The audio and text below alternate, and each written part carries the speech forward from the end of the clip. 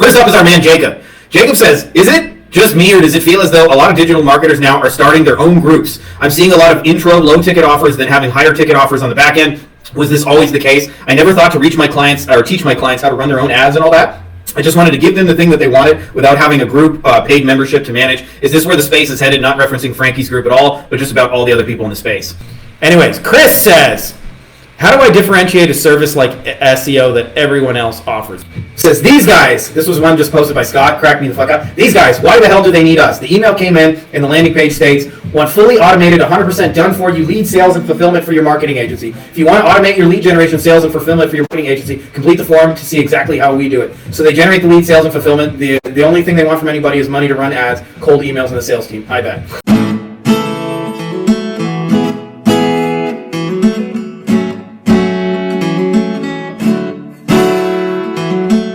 Welcome back, everybody, to an exciting another episode of Agency Owners and our weekly Q&A, which is you guys providing all the good ideas and me just shooting my mouth off, old man yells at cloud style. Appreciate you guys, especially those of you guys who are, it means a lot to those of you guys who are like really avid listeners of this and bring your questions and grow and continuously make cool stuff. I say this to other people.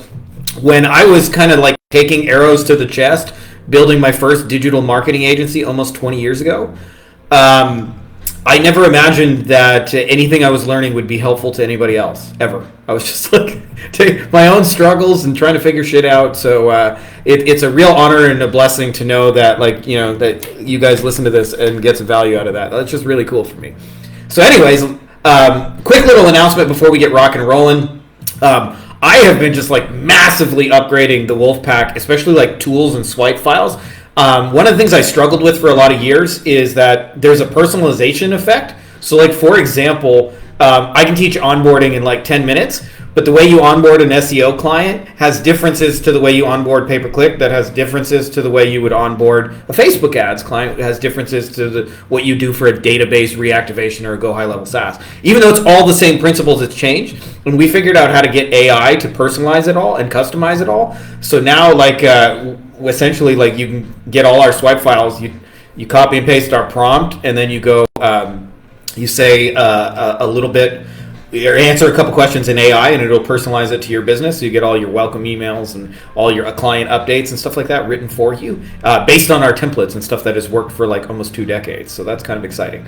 So for those of you guys who are interested in that, I've been meaning to update the sales video, but I'm building. So I haven't done much of that, but anyways, you can go to beyondagencyprofits.com/Wolfpack for those of you guys who are interested. Our man John Marenko is there. By the way, I got your post in the list of questions. I mostly actually just wanted to brag about you since it wasn't really a question. Your Red Bull thing specifically, because I think there's some lessons and takeaways for other folks. So we're going to get there in a minute, but first we got a few other things on deck. Anyways, let's get into the good stuff. Need a drink before I do this. I live in the desert, man. It's dry. There we go. Ladies and gentlemen, boys and girls, children of all ages, Frankie Fihn proudly brings to you our weekly Q&A.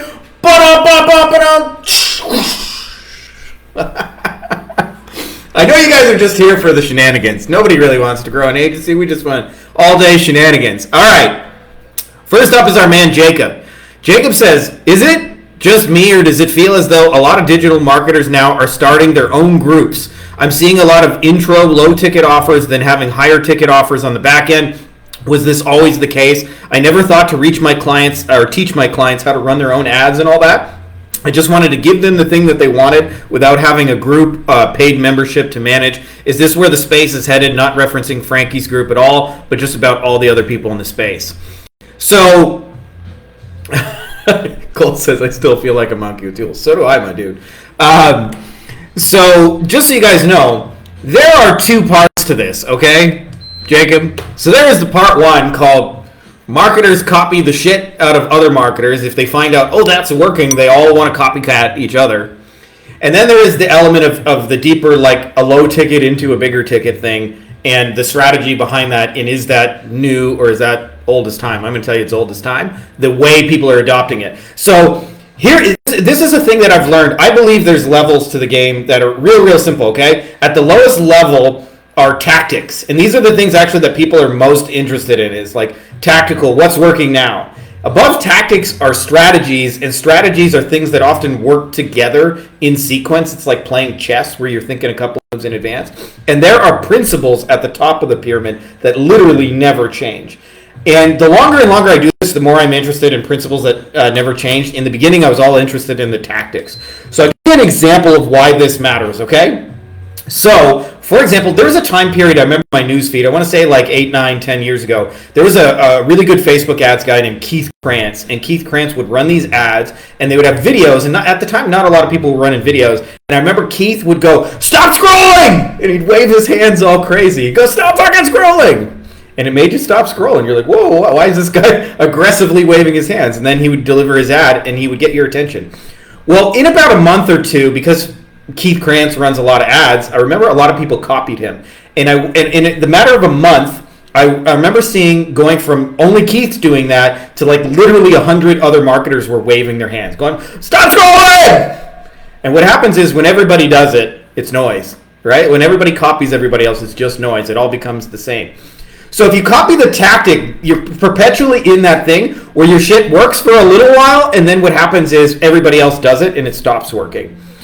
When you have the deeper level strategy, you can often think a couple moves in advance. But the principle in this case is a really simple principle. It's called do something to get people's attention, right? So that you can actually deliver your message. In Keith's case, it's waving hands. But if you understand the principle of do something to get somebody's attention, how many different ways could you do that, right? So I say this because a lot of times what marketers do is they copy tactics, and tactics always have a shelf life. Even when they work, stop working eventually because too many people copy and do them, right? So I'm old enough to remember when the tactic of the day was publish articles in eZine articles, and what would happen is eZine ranked really well in Google, so you'd publish an article and you'd have almost like same day Google rankings, like top 5, top 10 worst case scenario, and you'd start getting some traffic to your article, and if you sell affiliate products and you could do that. And what happened is, like always, a bunch of marketers copied each other. They published 10,000 things in eZine articles, and then eZine articles went to shit because it was like lowered in quality and became noise instead of the thing it was known for. I'm old enough to remember, like, you know, let's think more recent times for the things that you guys have seen. Challenge funnels were hot as balls. I remember webinars. Everybody had to do a webinar, and there were VSLs. And so, like, what happens is marketers copy each other, and you end up with this clusterfuck of, like, everybody sounds like everybody else. And the secret to not being that guy or that girl is to understand the principles, like, I need to get somebody's attention, right? How many different ways could you do that? Like, if we sat with a notepad for, like, an hour, I bet you we could think of 100 different ways to get somebody's attention. And maybe not all of them good, by the way, but we can think of 100 different ways. So that's why I say, like, You want to be out of the game where you're copying tactics from other people who are just going to fucking burn those tactics to the ground. This is why, by the way, people come to me every fucking goddamn day of the week, and they say, I need you to hand me a step-by-step, do this, then do that plan. And I'm like, hey, I'm not against the step-by-step plan, but if I'm any good at selling that plan, which I am, by the way, I'm going to sell that plan 10,000 times, and then you guys are all going to sound like each other, and then that plan's not going to work. So I'm actually doing you a disservice. I'll help you in the short term to fuck you over in the long term, and I don't want to fuck people over in the long term.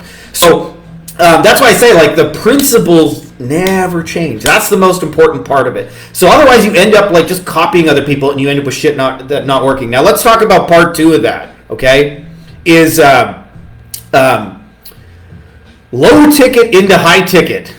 This is not new. Just, you know, I can remember, by the way, in the 70s and 80s, there were guys who would pitch from stage, and then they would sell like tapes, like literally VCR tapes of like, or audio tapes back in the day, like when you used to have to like record shit from the radio, and they would sell tapes from stage, and on the back end of that, they would sell like high-end consulting deals. So like, say for example, you had a tape on sales, a percentage of people who listen to that tape will be like, can you just do that for us? And you say, sure, I have a high-end consulting, I'll come and train your team all at once, and you guys can get all better at sales all at the same time, right? So this is not new, by the way. And just so you guys know, I have my own low ticket funnel. I like that you excluded me, but I ain't excluded from it. Just so you know, like, there's step 1 of the funnel. And so I say that to you guys because this is not new, like selling. And what happens is, I know you just want to sell people your ad service and not have to like teach you to run ads and things like that. But I'm here to tell you, if you want like longevity, you at least have to show people your process and your methodology enough so they believe you. Because what happens is, too many people in our space, and I've talked to our mastermind members about this. I view high ticket sales like a football field. For those of you guys who are international, I mean an American football field. Dudes in helmets smashing into each other, not like a light tap and I fall over 6 times and pretend I got shot. Like real contact football. Well, for those of you guys who are not familiar with the game, it's 100 yards, and the goal obviously is to get the ball to the other side. And there are sometimes plays in football where somebody goes the entire field in a play. That happens like 1-2 times a game usually. Sometimes more, sometimes not at all. But like it's a rare play. But the flip side of that is most times football is won by continuously making gains towards the end zone. So like you gain 5 yards on a play, and then you have a 7-yard pass. And as long as you keep moving forwards without turning the ball over, you usually win. Like more often than not, right? Like that's easier, like in theory than actually doing in real life. But what happens is when it comes to high ticket sales, almost everybody is like asking the question of like, how do I go from this person has never met me to score a touchdown in one play? And you're immediately handicapping yourself to only things that are Hail Marys that get there in one play. And what happens is just like in football, those are really low percentage plays, right? Like you may send 1,000 outreach messages to get one person who's ready to buy your shit cold. As where if you focus on building systematic processes that continuously move the ball forwards, touchdown is the predictable result. And so I say that because the reason people are building community and email lists and things like that is because those are things that run in the background that continuously move the ball forwards. Now, whether you have to have that or not is really up to you. But I'm a big believer in like build an audience and serve an audience long term because, and I'll tell you the biggest reason why I'm going to write about it when J. Abraham finally gives me my like book testimonial and we release part 2.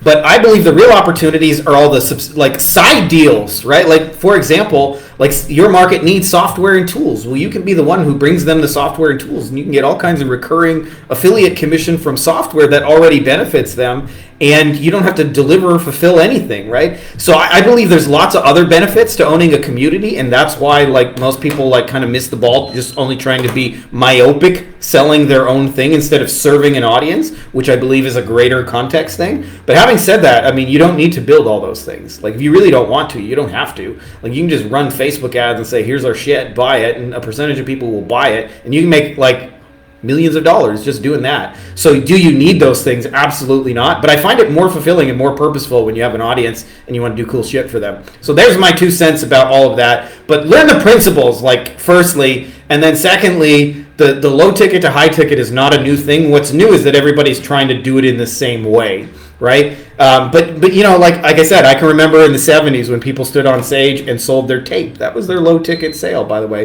The come to the free event was actually the coffee date. The buy my tapes was the first date, and the hire me as your expensive consultant was the real sale that they were after. And the reason they gave the free presentations was not to sell the tapes. The tapes were just to recoup their cost of travel and all that, just enough so that 1 or 2 of those people in that audience would buy their really expensive thing, and that's where they made the real money. So the high ticket to or the low ticket to high ticket ain't nothing new about it, baby. But the way it's new is that like people are copying these exact kind of style of funnels. And again, most people are missing the mark because almost always in our world, the football field happens over time, and people are trying to go to good economics in 5 minutes. Meaning, like, I need to score a touchdown in the next 5 fucking seconds. It's got to be today. And because of that, because they don't have the discipline to like work leads for like 3 months, they continuously are looking for the next thing and the next thing and the next thing and the next thing. Because that's the side effect of not nurturing people over time, is that you always need new to like keep it going. As where when you have a nurture process in place, it's very obvious where tomorrow's deals are going to come from. It's from the people who are 20, 30 yards away from the end zone that have been moving up the field continuously. Anyways, enough of that rant. Hope that's helpful, my dude. I will tag you. Let me see if it lets me do that now. Sometimes it does. Sometimes it doesn't. Yeah, we're going to have to tag you on the replay because that's just not happening. So our man Basil is up next, and I wanted to kind of rant on this a little bit more because this is not the first one I've seen from you. So like this is kind of a recurring theme, and I can kind of see where you're getting stuck and why you're getting stuck.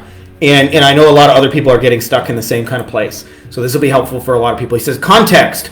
Dude has a specific niche themed YouTube channel with 60K subscribers, but the person who owns it retired and hasn't posted anything for over a year. So it's just sitting there dormant. Gave him what I thought would be a no-brainer offer to receive partial access, and I would monetize the channel several ways and share the profits with him passively. All I get back is a no thank you. Like the guy is allergic to free money and just burping a response without thinking. Any suggestions to overcome whatever objection this guy is hiding from me? And he says, your message is, what do you think of this? If you guys aren't making use of the YouTube channel, what if I get partial access to revive and monetize it? Basically do all the work and we split the profits 50-50. You literally would get another passive income stream without needing to do any work at all. And he says, no, thank you. And then you ask kind of, what are your plans?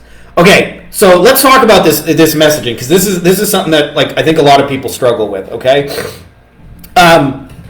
So there's a few layers to this. Firstly is the layer that if you could talk to like 100 people in any given industry, only about 20 of them actually want to grow, right? So I actually think it's a whole superpower in and of itself to be able to identify who the 20 people are so that you don't waste time talking to 80 of them that may or may not want to grow. So I say that to you because like chances are part of the reason they were resistant had nothing to do with you and anything you said or did or messaging or any of that. It's like literally just you wasted time talking to the wrong person. So like for example, when I sold chocolate bars door to door, every now and then you'd knock on the door and somebody was like diabetic, right? Like they literally can't eat sugar. And so you're like, hey, I got some chocolate bars. Well, I don't care what your message is. Like you're barking up the wrong tree selling chocolate bars to the diabetic. Like it just ain't gonna work, right?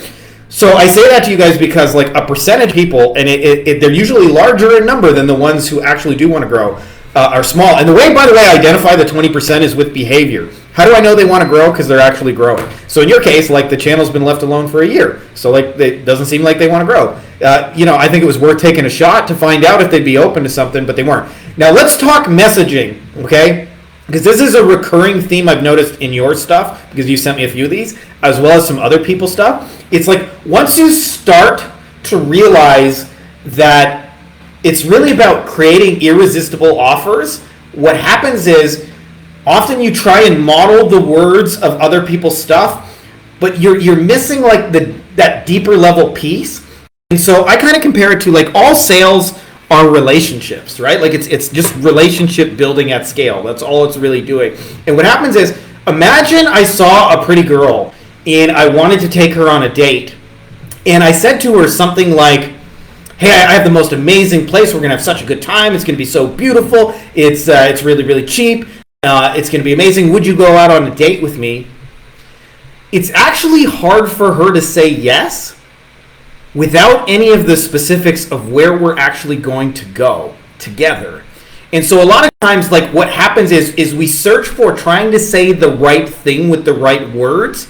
But what we're not actually clear on is like, where are we actually going to go on a fucking date together? And a lot of times when you clear that up, the words make more sense. So I see this in your messaging because you're talking a lot about profits and I'll do all the work. What work? What profits? What the fuck are you even talking about you're going to do, right? Like the meaningful specifics. So like, let's say, for example, then I get clear and I say, you know what? I really want to take her to this coffee shop that's on the water because they got these little $7 lattes that are the best I've ever had. The view is beautiful, and it's an easy way for us to get to know each other for like 10, 20 minutes. And if she's crazy or we don't like each other, we don't connect, it's also an easy way for us to split ways and say, thanks for the coffee, nice seeing you. So the minute I'm clear that I want to bring her, let's call it to ABC Coffee, right? I'm not a coffee drinker, by the way, just so you guys know. I'm like the only person I know that like doesn't drink coffee every morning. It's just not my thing, whatever. No judgment against. But let's say I say to her, hey, you seem really cool. I would love to take you together to ABC Coffee because they have the best $7 lattes. There's a view overlooking the ocean. And, like we could just meet up for like 10, 20 minutes. It's close by. And then if we feel like we like hanging out, we can do more. And if we don't, that's cool too. Like, you'll just have invested 10, 20 minutes in getting to know each other a bit. So I say that because a lot of times when you're struggling to get messaging to land, you're almost trying to find some perfect word combination instead of actually just being clear about what you're going to do. I'll tell you a story. This is like a damaging story. But I went through a coaching program around 2016. Guy's name is Russ Ruffino. Some of you guys know him. And I remember Russ Ruffino, one of the things that he talked about to me was like, you need to raise your prices. And so I raised my prices, and I was having a hard time selling it at the lower price. So I was like relatively convinced nobody would give me a higher price. And I remember I went through 40, 50 sales calls in a row, and I just heard no, no, no. And I got so used to hearing no that I unconsciously expected people to say no. I didn't expect anybody to say yes. And then I raised my price, and I did like 10 more calls. And I got a lawyer on a call with me. His name is Timothy. And Timothy said to me, all right, Frankie, let's do it. This was at $5,000 a month, which I had never charged that much before. And I was actually kind of shocked that he said yes, to the point where I actually didn't know what to do. And so Timothy then, I remember he said, don't use PayPal, use Stripe. Stripe was like less of a black sheep in those days. But anyways, I remember I put in the guy's credit card and it didn't work. It said like error 2573, and Stripe did not have like live support or anything in those days. So I said, I got to talk to my payment processor. Something's up with your card. And I emailed, and they said, oh, it's a new account. You have it on sandbox mode or test mode or whatever. Like, you got to hit the button to like enable it for real, then it'll work. So anyways, I was never able to reach Timothy again, and I don't blame Timothy for flaking on me, but it occurred to me that when Timothy said yes, I actually didn't know what I was going to do.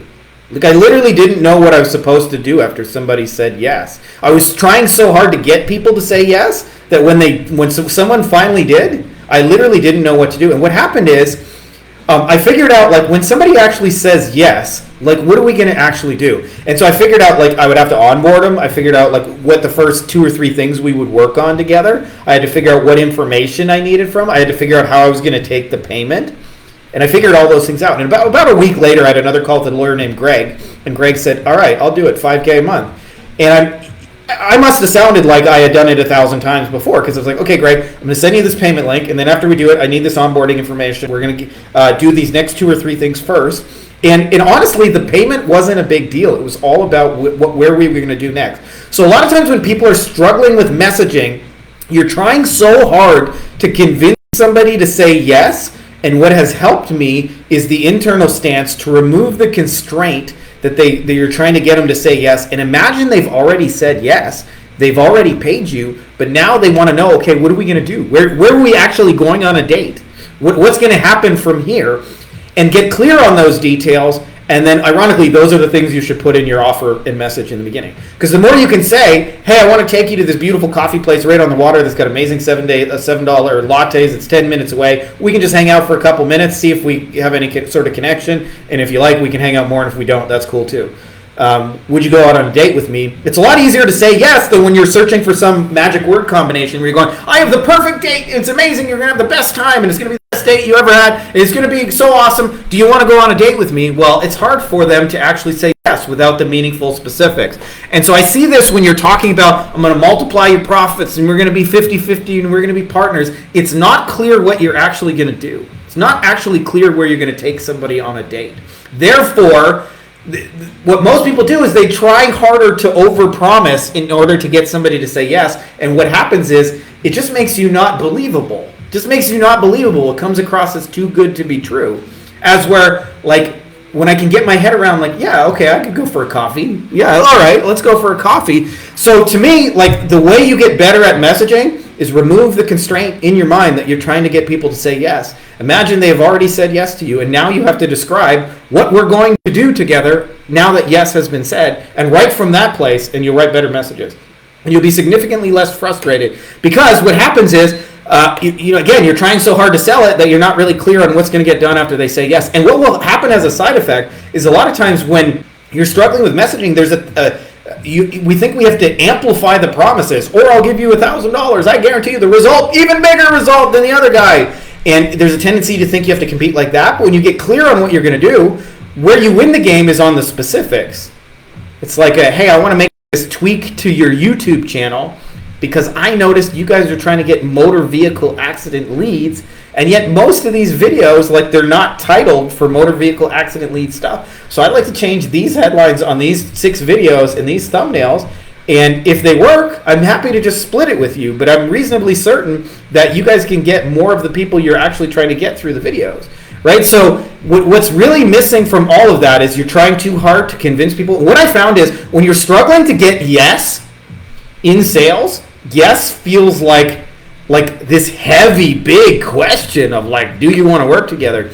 When you're actually in a space where sales are normal, it's just another step in the chain. And almost always you're like, when you bring up the sales question, you're almost describing what happens next. Okay, well, let me tell you, after we sort this payment link, we're going to do A, B, and C. Because, like, literally, in your mind, you're already busy, like, getting ready to start on A, B, and C. So for those of you guys who are struggling with messaging, like, get away from trying to find a perfect message and get clear on what would I actually do for this person? How would I help them? Because almost always, you'll write better messages once you have, like, a real date in mind. Of what you're going to actually do. So I hope that's helpful, my dude, because you're not far. You're not far. It's just lacking meaningful specifics. And almost any offer, by the way, can be improved with more specifics. I'll help you lose weight. Very vague, unspecific. I will help you lose 10 pounds this month. More specific. Pregnant moms over 40. I can help you lose 10 pounds in 30 days. More specific. Pregnant moms. I can help you lose 10 pounds in 30 days without giving up cake and cookies. More specific. Pregnant moms. I can help you lose 10 pounds or pregnant moms over 40. I can help you lose 10 pounds in 30 days without giving up cake or cookies. And all you have to do is a little 10-minute exercise that you can do in front of your TV every single day of the week, Monday to Friday. More specific, right? So the specifics come from having like a real tangible action step after they say yes. You can't get specific without that. So anyways, I hope that's helpful to a lot of you guys, because a lot of you guys send me messaging and you're trying to unlock magic word combinations. And a lot of it is just figure out where you want to take the girl and then describe why you think that's awesome to her. And the message will get better. So this one was from John. Our man John Marenko, and this wasn't so much as a question. I just wanted to brag on John and share some like cool insights of just seeing John work in person. He said, I got the opportunity to work with Red Bull over the weekend. Case study below.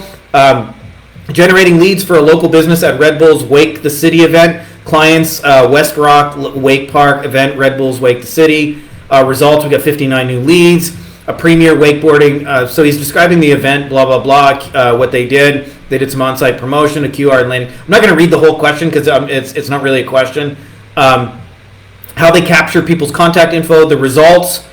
The promotion was a success. They got 59 leads. Okay, so this is less so much about John's specific post. I'll put the details in the replay here so you guys can read John's full question if you guys would like. You can pause it and check that out.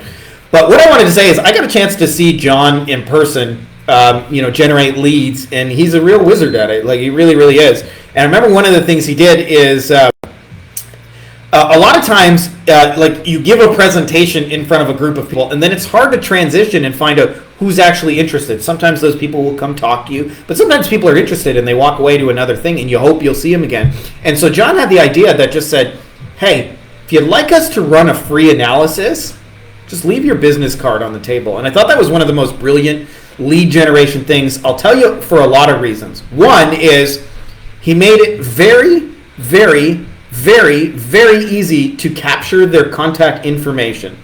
The dating guys have a term for this, by the way. They call this IOI, which stands an indicator of interest, right? If somebody walks up to the front and leaves a business card, that is an indicator I am interested. Right? Like, for real.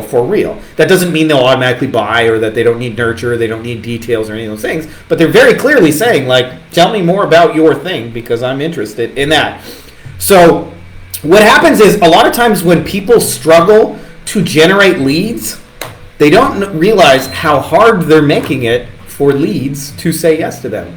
And the brilliance of John's strategy, like, I think about my old strategy, which is I just, like, when I generate leads at conferences, I just wait for motherfuckers to come talk to me. Right? That's my lead generation strategy.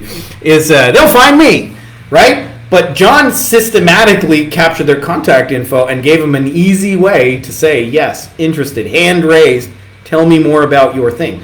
And so I wanted to share this with you guys because I think a lot of times when people struggle with leads, whether you guys are doing live events or you're doing Facebook ads or you're doing email outreach, a lot of times we don't think about how do I make it really, really, really, really, really easy for somebody to say, I'm interested, tell me more. So like some of you guys notice that, like if you want to get more leads, and this is not always a good thing because sometimes you want better quality stuff, but if you want more leads, do Facebook lead ads. Why? Because the person doesn't even have to enter their contact info. It's pre-populated by Facebook. They just click a button and Facebook says, is this still your info? And they go, yep, and they submit, right?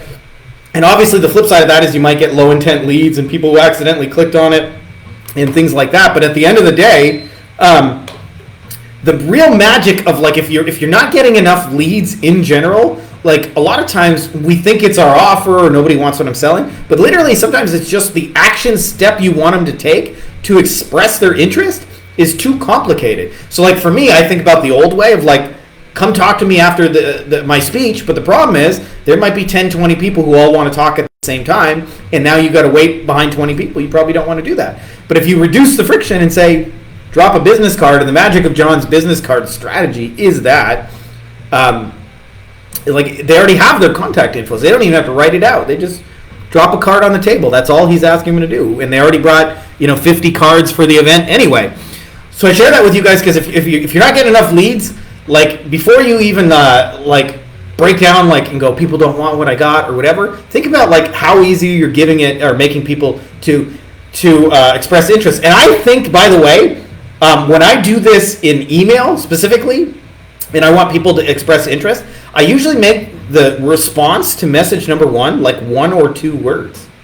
Like, hey, if you'd like more info, just say info. Drop a GIF, drop a comment, say hello.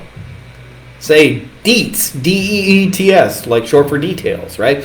So a lot of times if you guys are not seeing like, enough people like raise their hands and say I'm interested in your stuff and you don't have conversations in that, like reduce the size of the ask. A lot of people like, hey, I just met you, let's jump on a 15-minute call. Big ask. Hey, I just met you, here's my thing. If you like more details, put details.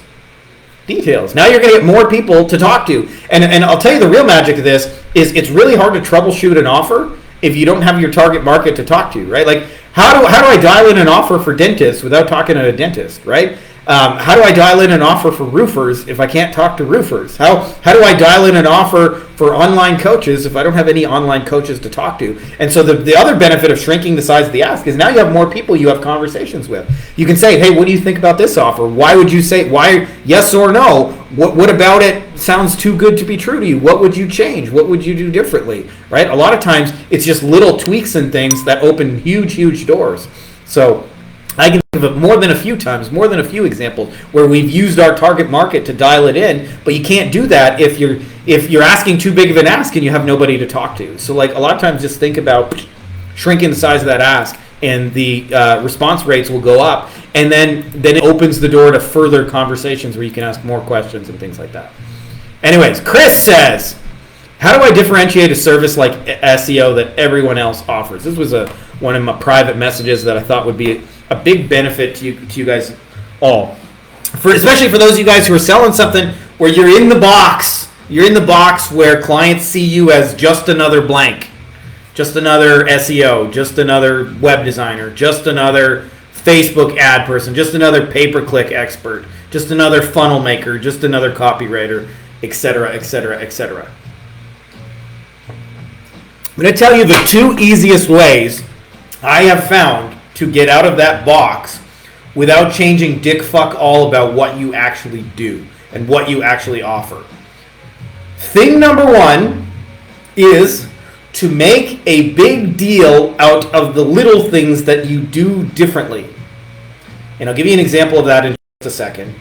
And thing number 2 is to like personalize your offer to a specific identity of person. And again, I'll give you some examples. So let's talk about making a big deal out of the little things. My favorite example of this, by the way, I worked with a law firm that was in the South, and they were a divorce law firm. And this was their unique selling proposition. 3 words. We text you. And I'll tell you, that is enough for me personally to work with them. Right? So that's just a little detail. Law firms, they all file paperwork. They all go to the courthouse. Every divorce lawyer fights with a spouse about property, etc., etc., etc. But one of the little details is most law firms, to do anything, they want to call. Now, I'm like, as you guys may realize, like kind of call averse. I still do some here and there by choice. But by and large, like, I don't like calls. They're very inefficient. So like the minute I would hire them just because they text, just because we can do deals together over the phone, that like already makes them a better law firm than the alternatives to me.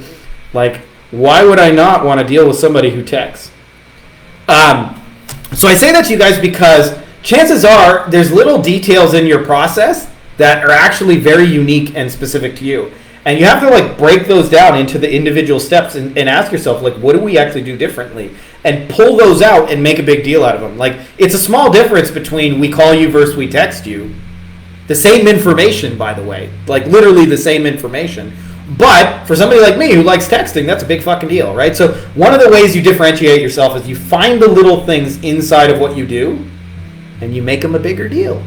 Right? And sometimes, by the way, just if you're the first person who mentions this in your market, you can make a big deal out of shit everybody does. So my favorite example of that is Coors. Coors used to have a thing where they started doing frost brewed hops. That was their unique angle. Like, get those other beers, but we got frost brewed hops, and it just sounds cool.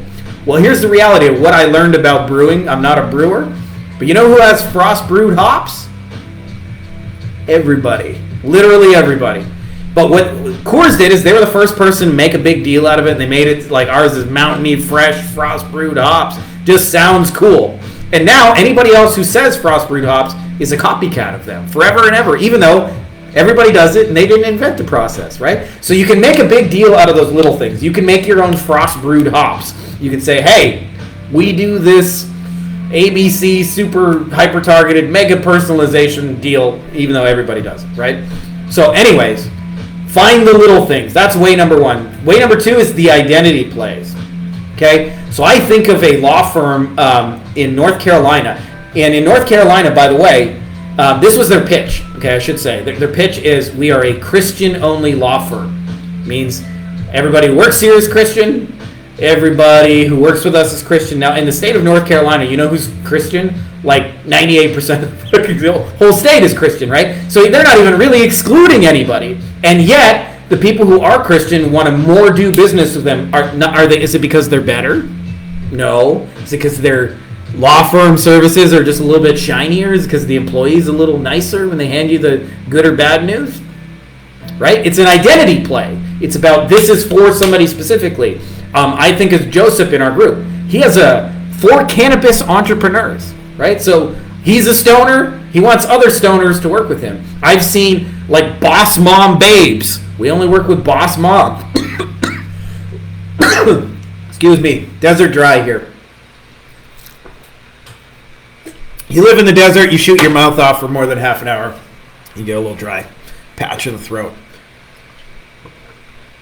So anyways, who would you really, really love to work with? And usually it's people you have an affinity with something. And a lot of times if you just put stuff out there and you're unafraid to be you, then this will happen anyway. So like for me, I get a lot of people who are like into the Zelda games. I get a lot of people who are into like 1990s wrestling like me. I get like funny ass shit. Like Cole and I send each other funny wrestling shit all the fucking time.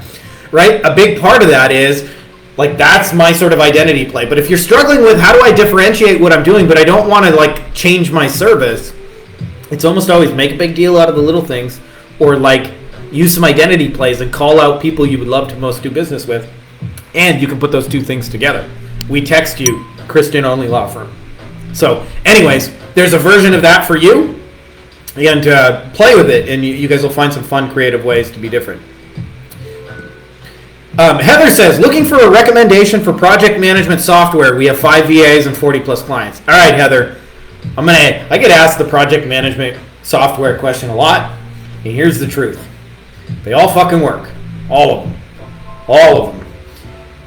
There are two things that I think are important when choosing a project management software.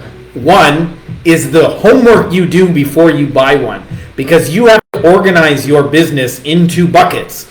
These are the things we do to generate leads. These are our sales processes. These are the things we do to onboard. These are the client communications. This is how we hire people. This is how we train people. If you do not get those organized before you hire or try and pick a project management software, no project management software will work. And so this is my actual all-time favorite project management tool. Pen and paper. Or if you're old school, yellow legal pad. By the way, that's not a penis, just so you know. That's my daughter, Zelda, trying to draw a little girl flying. It looks like a giant cock, but it's really not. 4-year-olds, they're so sweet, right? Daddy, I drew you something. Yeah, you drew a cock. It reminds me of high school when my buddies weren't looking. I'd steal a notepad and draw some cocks on it. But anyways, as far as project management, okay, getting your stuff organized into a workable system, and the way you do that is you just break your thing down into pieces. Like if you almost had to think about your business as departments, what department handles what, and there might be a legal process, there might be an accounting process. But usually I find there's only about 15, 20 processes that define everything you're doing. So if you can organize those on pen and paper, your chances of then organizing that in project management software go up exponentially high and being successful with it. Now, as far as then actually choosing a tool, again, they all work. They all work. So some people like Asana, Trello, Basecamp, Monday, ClickUp, Go High Level. They all work. What I haven't found is to me, the way you work naturally, I find different software tools work for that. So for me, I literally just organize my shit in to-do lists. And Asana is just like a digital to-do list where you can assign the work to somebody and set a deadline and make it recurring when the work's recurring. And so I find Asana really fucking easy to use.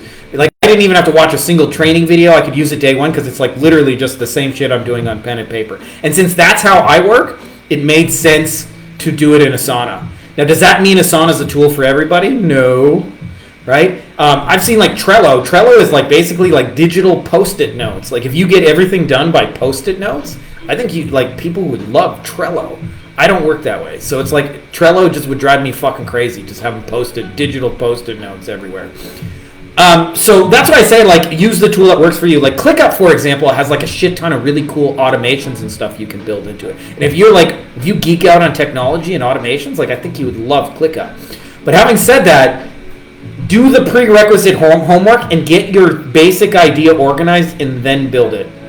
Then choose a tool that's and the easiest way to find out, just fucking try them and see if you like it. But the idea of a project management software, more than anything else, is to get your entire team, your entire system in one place, so there's a central hub where your business moves in and out of. That means you can bring in employees and they can get up to speed really, really fast because there's training files. They can see what needs to be done. Boxes are getting checked. Everything has checklists to be worked through. That's the whole point of a project management software, is you can be systematic about doing the work. So I hope that's helpful. Artem, how do you handle the leads are bad objection when a client is just really bad at sales, bad response time, no scripts, buy now or don't waste our time approach? Does it is it worth trying to help nailing these sales basics? So I'm going to give you something here, Artem, that I wish I knew years ago. I've only really found 2 solutions to that problem that I really like. Okay? Solution number 1 is to find the top 10 to 20% in your marketplace that are already good at sales and only work with those people. Okay? And I'll give you an example of this in practice, okay? So I can remember many, many years ago, I had a call with 2 lawyers that were clients back to back, and they could not have been more opposite. Okay? The first was a lawyer from San Diego. His name was Ron.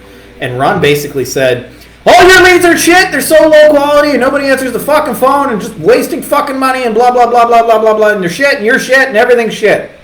Okay? I was a little scarred from that when someone tells you your baby sucks and it's ugly. You feel that one. And then the next call I had was with a lawyer from Texas named Greg. And I said, Greg, and I was expecting to get the beating from Greg too, right? Like, just, I don't know. You tend to think, and Greg's response could not have been more opposite. Greg said, oh, we're loving your service right now. We just ran the numbers. You guys are our cheapest cost per case in the whole thing. We've closed 3 of your cases, blah, blah, blah. And when I looked at it, I looked at their setup. And Ron was a single solo lawyer who answered his own phone. And like you said, took forever to call people back.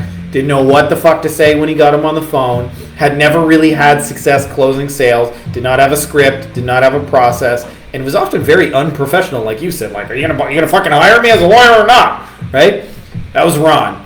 Greg, on the other hand, had a whole team of people, and they were trained on consultative sales by the best in the industry, intake consultants. And they had a script. They had a training process. They followed up with people as many as 6 times. And they also reviewed sales calls every week and measured their numbers and constantly and continuously improved the process. So it's pretty obvious why Greg succeeded and didn't. And what I realized after working with Greg is that he had hired many of the best intake companies, and so I would find out who were their clients, because I knew if I worked with those people, they just knew what the fuck to do. And I always had a good experience with them because they knew how to close deals and I didn't have to train them. So option number 1 is shrink the size of your market to the top 5-10% who already know how to close, and don't try and save clients who don't. That's option number 1. Option number 2 is you have to take the sales process out of their hands. And my favorite example of this is Lana, who's been in the Wolfpack for years, who I just love dearly. She's just awesome. One of the things Lana was doing is she was struggling with her industry is yoga studios. And so she would run Facebook ads, and they had 2 offers, okay? Offer number 1 is come in for a free class and try it out. And offer number 2 is become a paying member full time. And what they found is originally they were trying to get the yoga studio owners to answer a call and get people to come in for a free session. And here's what she found. They could not even sell free.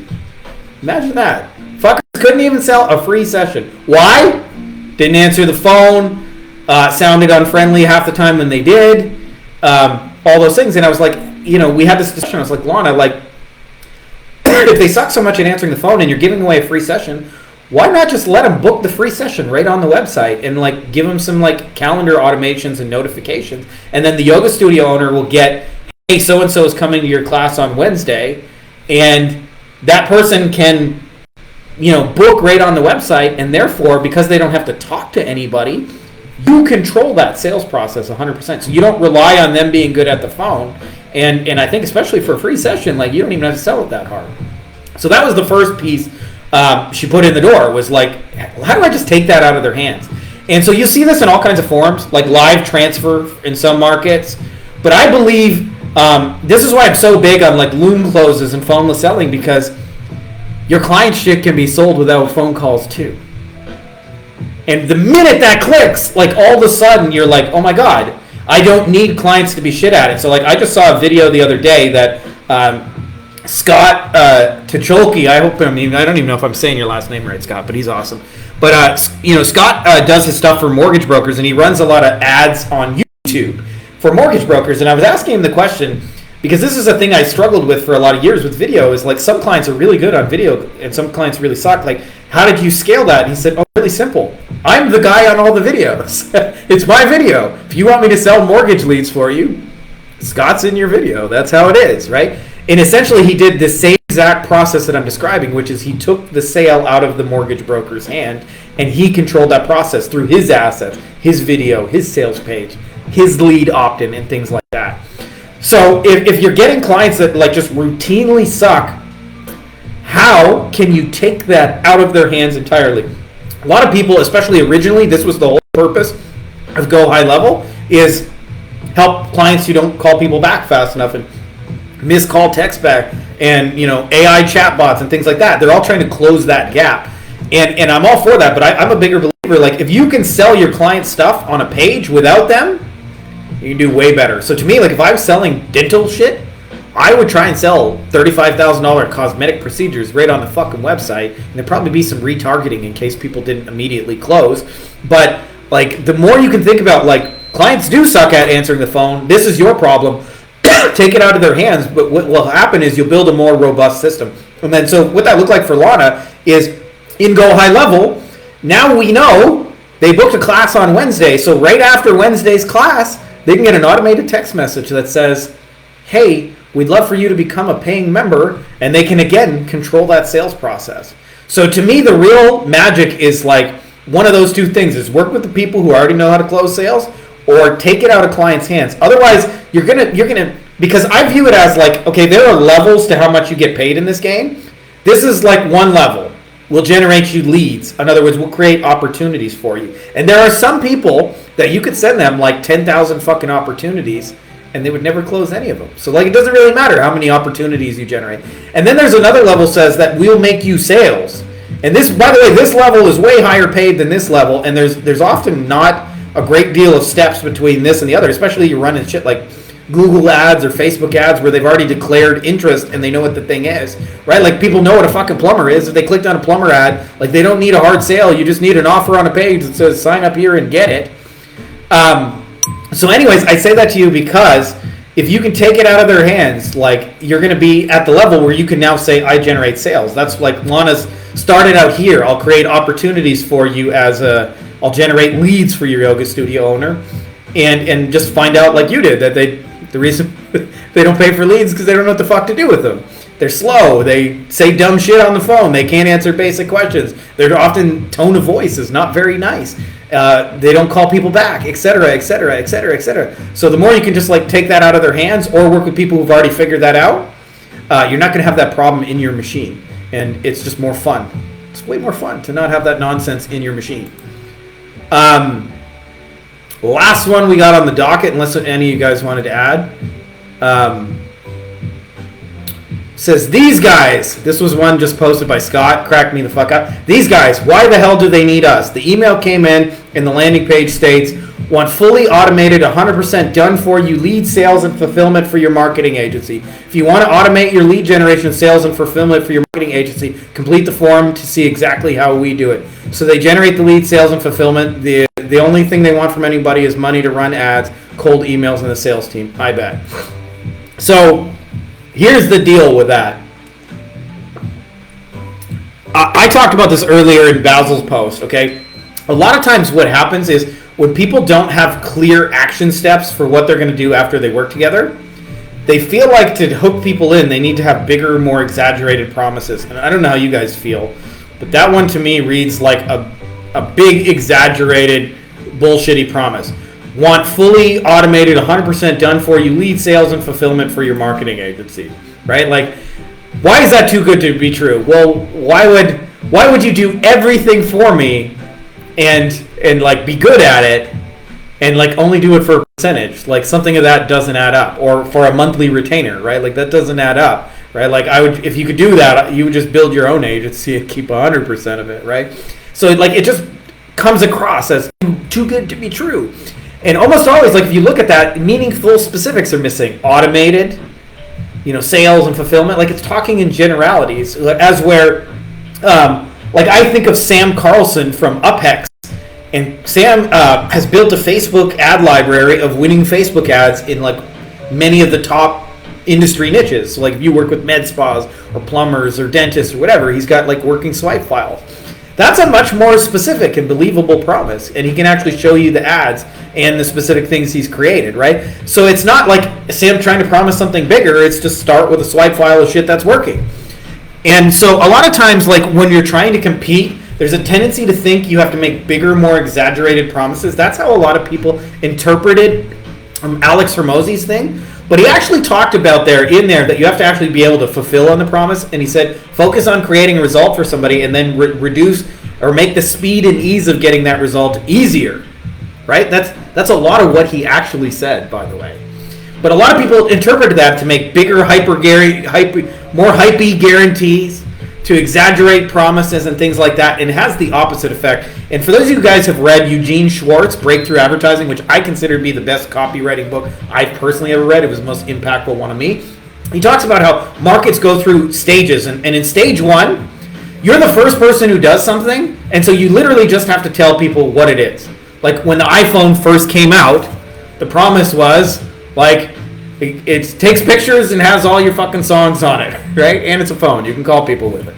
That's the promise, right? Like, you don't have to back it up. There's no proof. There's no claims. In fact, Steve Jobs, when he actually gave the presentation, he had to switch between iPhones because a lot of the shit didn't work, and they actually played a speaker when they were pretending to play music because the prototype wasn't finished. So that's stage one. You just say what it is. Then all of a sudden, stage two is people start copying you, and they start saying, we can do it better, we can do it faster, we can do it easier, we can do more. So if you think like Coke was first, Pepsi came second, Pepsi gets to go, well, our flavor is better, and they suck, and like we use less sugar, and it has less calories, and 2-to-1 drinkers prefer ours over theirs, right? And so you're making your promise based on theirs, and what happens is if you stay in that stage long enough, the promises will exaggerate past believability. So the first guy who said to somebody else, like, I'm going to help you lose weight, probably crushed it. The second person who said, I can help you lose weight, even more weight than the last guy, they probably believed him too, but eventually it stretched the bounds of believability. Then what happens is, he says, you reach stage 3, where the only way you can get out of that box of overpromising is create what he calls a new mechanism, something that's different. A lot of you guys came to me because my new mechanism is we close our shit on video. That's where everybody else does sales calls, right?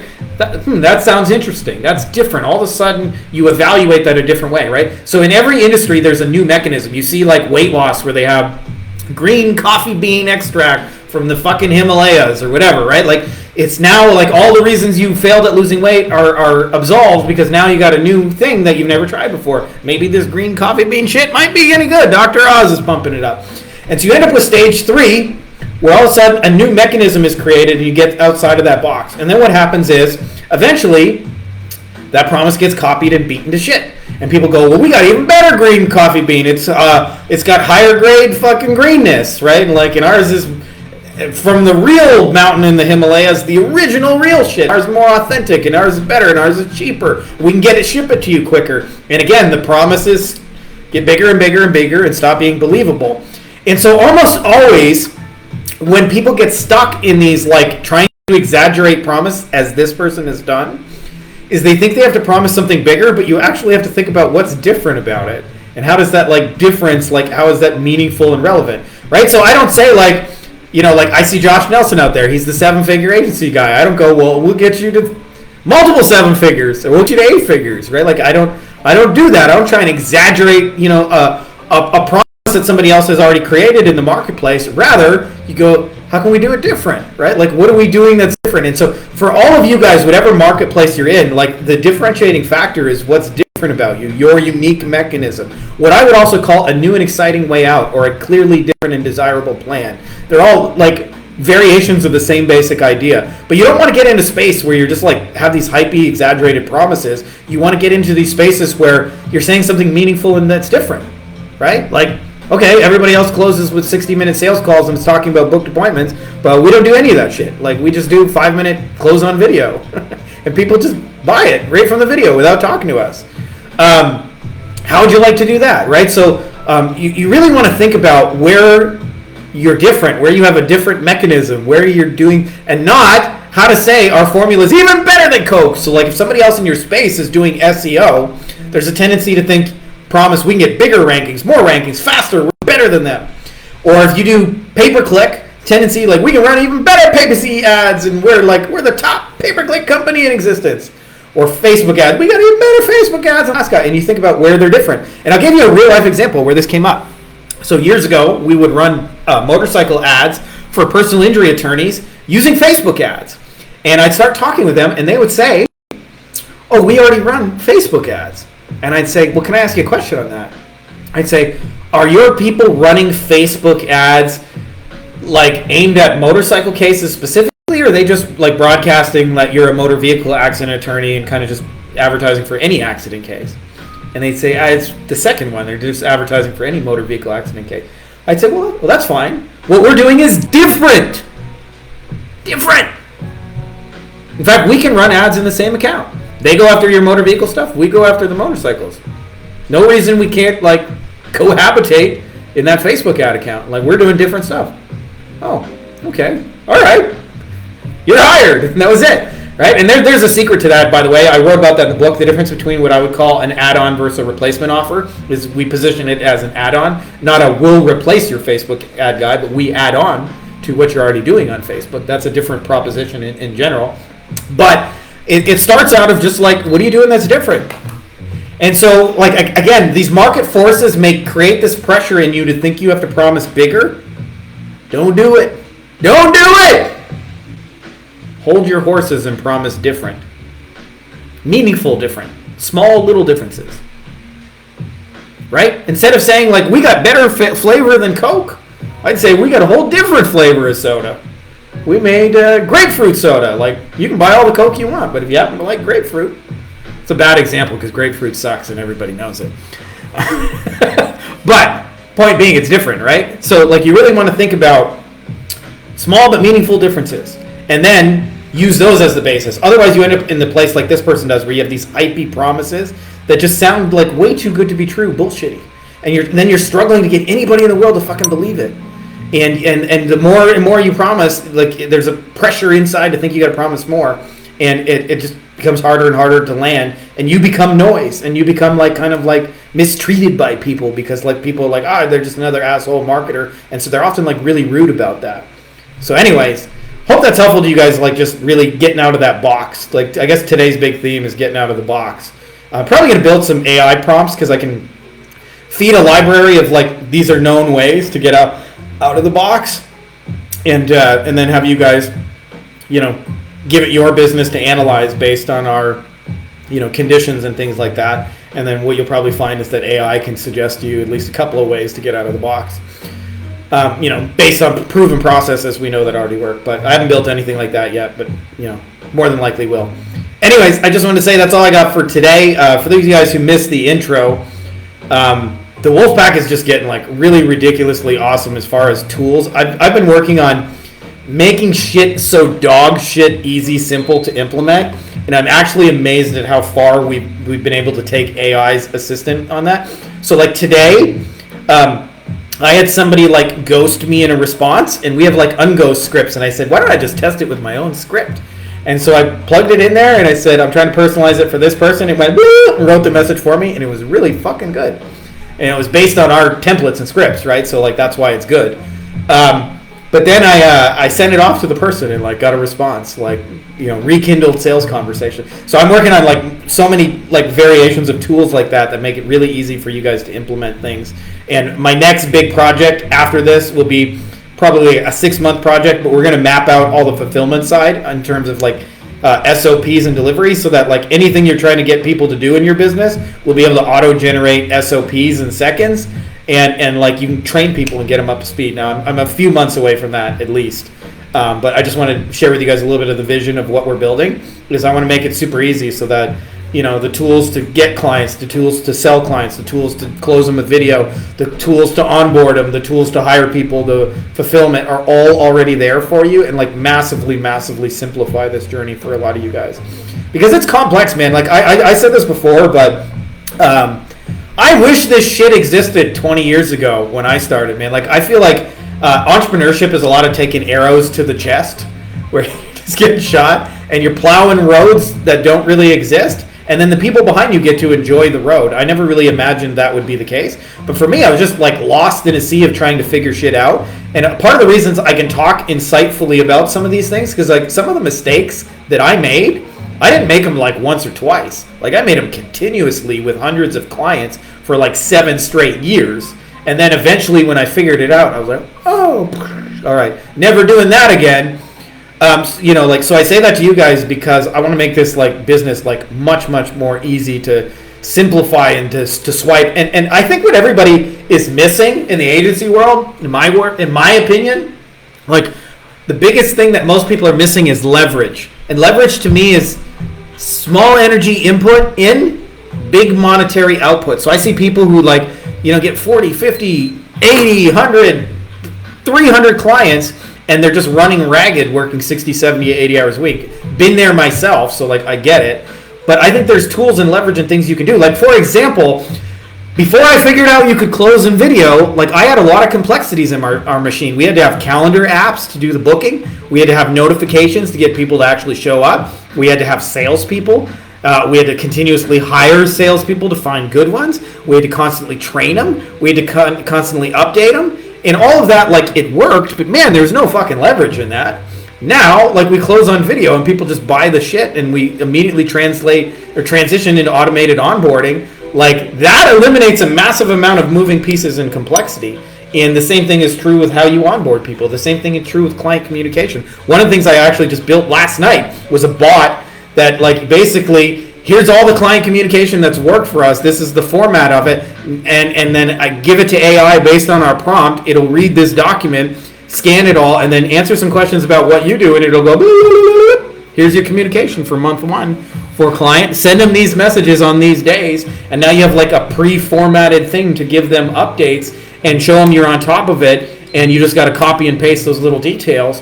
Like, that to me is pretty fucking sexy that we're in an age where we can do those kind of things. So I'm excited to share those with you guys. I'm like, my next goal, like today, like literally in the next 24 hours, is to redo my entire members area just to organize all the tools we built. But we've made it like super, super easy for folks to implement, which I hope will save you guys a massive amount of time and energy. Because for me, man, if I just knew how to write a message, if I knew how to onboard people, if I knew how to train people, like, you know, it could have taken me, 8 weeks instead of 8 years for some of those lessons, or even 8 days, or even 8 hours. Really, like you can go from like being bad at onboarding to really good at it in 8 hours. Using some of the tools and swipes we've created. So enough bragging about that. If you guys are interested in, check that out. You can go to beyondagencyprofits.com/wolfpack. That's all I got for you guys in this video. Much love. May the force be with you. Happy Monday. Hey guys, if you like this video, you'll also like my book on Amazon called Beyond the Agency Box, which you can also find by my name, Frankie Fihn, and it's got a lot of awesome reviews, and it really just goes deeper on a lot of things we're talking about, everything you need to grow and start a lifestyle agency, from the stages you'll go through to getting clients, to how to create winning offers, to high value deliverables, to wowing clients, to building teams, to building systems, and building a boring factory that's like a 7-figure money machine for you. So if you're interested, I put links for you in the video description, as well as it'll be in the pinned top comment below, and make sure to check those out.